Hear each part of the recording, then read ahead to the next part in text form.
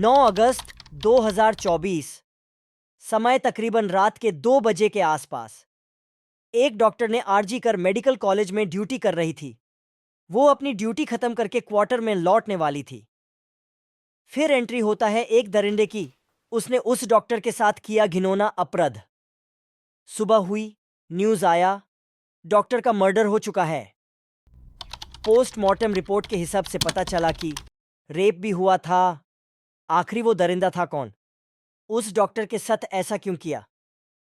क्या थी वजह इस घिनौने अपराध की? चलिए जानते हैं घटना की पूरी कहानी। 8 अगस्त की रात एक 30 वर्षीय महिला डॉक्टर ने हमेशा की तरह अपनी ड्यूटी पूरी की। रात की शिफ्ट खत्म करने के बाद ट्रेनी डॉक्टर ने रात 2 बजे अपने साथी ऑन ड्यूटी डॉक्टरों के साथ खाना खाया। 36 घंटे लगातार काम करने के बाद ट्रेनी डॉक्टर ने डॉक्टरों के रेस्ट रूम में जाकर आराम करने का फैसला किया, जो उन अस्पताल कर्मियों द्वारा इस्तेमाल किया जाता है जो लंबे रात्रि समय तक काम करते हैं। 9 अगस्त की सुबह असिस्टेंट सुपरिटेंडेंट द्विपायन बिस्वास ने ट्रेनी डॉक्टर के परिवार को सूचित किया कि उनकी बेटी ने आत्महत्या कर ली है। लेकिन जब परिवार अस्पताल पहुंचा तो उन्हें 3 घंटे तक बाहर इंतजार करने के लिए मजबूर किया गया और उन्हें उनकी बेटी का शव देखने की अनुमति नहीं दी गई। जब अंततः परिवार को उनकी बेटी का शव देखने की अनुमति मिली तो वे सदमे में आ गए, क्योंकि ट्रेनी डॉक्टर का शरीर खुला पड़ा था। उनके पैरों को 90 डिग्री के कोण पर रखा गया था, जो गंभीर पेल्विक बोन चोटों का संकेत दे रहा था। शिकार को डॉक्टरों के रेस्ट रूम में हमला करके हत्या कर दी गई और बाद में उनके शव को सेमिनार हॉल में रखा गया।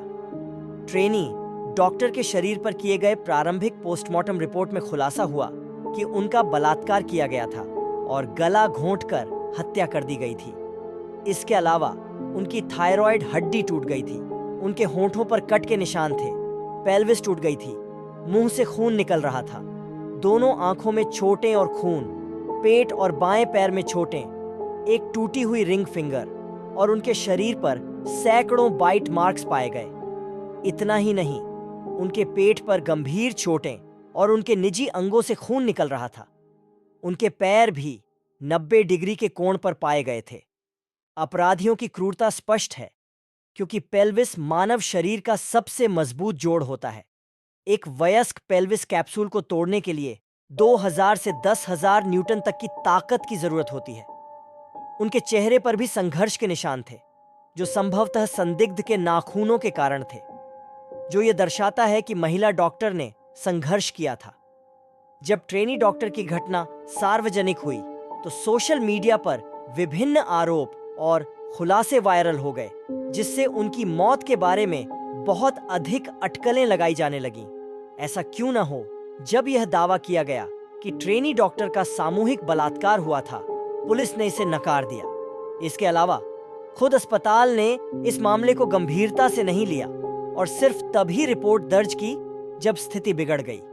यहां तक कि ट्रेनी डॉक्टर के माता पिता ने कोलकाता पुलिस पर विश्वास व्यक्त नहीं किया, इस डर से कि उनकी बेटी की हत्या की जांच सही तरीके से नहीं की जाएगी और अपराधी बिना सजा के बच जाएंगे। 13 अगस्त को कोलकाता हाई कोर्ट ने राज्य पुलिस को मामले को सीबीआई को सौंपने का आदेश दिया, क्योंकि अब तक की जांच से असंतोष था। 15 अगस्त की रात करीब 7,000 लोग अपराध स्थल पर सबूत नष्ट करने और मिटाने के लिए पहुंचे। जरा सोचिए, 7,000 लोग अपराध के सबूत मिटाने के लिए अस्पताल पहुंचे। यह इस अपराध की गंभीरता को दर्शाता है और इसमें अत्यंत शक्तिशाली व्यक्तियों की संलिप्तता का संकेत देता है। पुलिस इसको रोकने में असमर्थ दिखी, जिससे जनता में निराशा फैल गई। इसके परिणाम स्वरूप हाई कोर्ट ने बंगाल के राज्य मामलों के मंत्री ममता बनर्जी और राज्य पुलिस की भी आलोचना की कि वे इस स्थिति को नियंत्रित करने में असमर्थ रहे, खासकर जब जनता को आसानी से अपराध स्थल तक पहुंचने की अनुमति दी गई।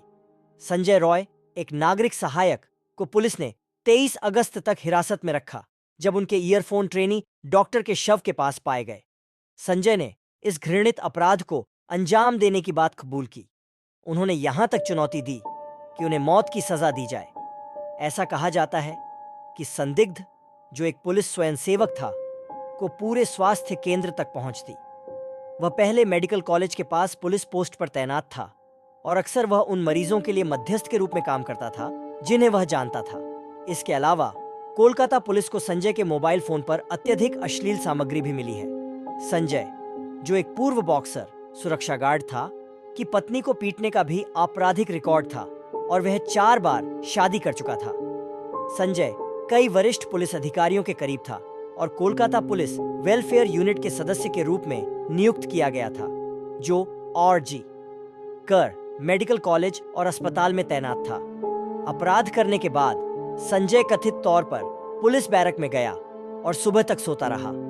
ट्रेनी डॉक्टर की खबर फैलने के बाद भारत भर की कई महिलाएं बड़े पैमाने पर सड़कों पर उतर आईं। ये विरोध प्रदर्शन इसलिए किए गए क्योंकि इस मामले ने साबित कर दिया कि भारतीय महिलाएं असुरक्षित स्थिति में हैं। इसके अलावा भारतीय चिकित्सा संघ (IMA) ने भी राष्ट्रव्यापी विरोध प्रदर्शन किए, जहां डॉक्टर सड़कों पर उतरे और 26 घंटे के लिए काम पर नहीं गए, जो 17 अगस्त की सुबह 6 बजे से 18 अगस्त की सुबह 6 बजे तक चला, जिसमें अस्पतालों में खासकर महिला डॉक्टरों की सुरक्षा बढ़ाने की मांग की गई।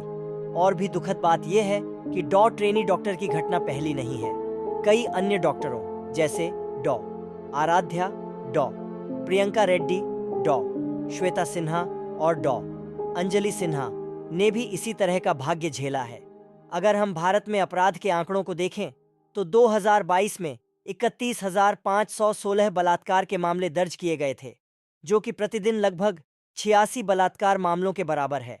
तो कल्पना कीजिए, अगर यह एक शिक्षित महिला के साथ हो सकता है तो भारत की बाकी महिलाओं का क्या हाल होगा जो आवाज नहीं उठा सकती। कोलकाता से एक मेडिकल इंटर्न के बलात्कार और हत्या के लिए निष्पक्ष जांच और न्याय ने दुनिया भर से लगभग 1,50,000 हस्ताक्षर प्राप्त किए हैं। उम्मीद है ट्रेनी डॉक्टर को न्याय मिलेगा जिसकी वह हकदार है, और जो लोग इसके लिए जिम्मेदार हैं उन्हें कड़ी से कड़ी सजा मिलेगी।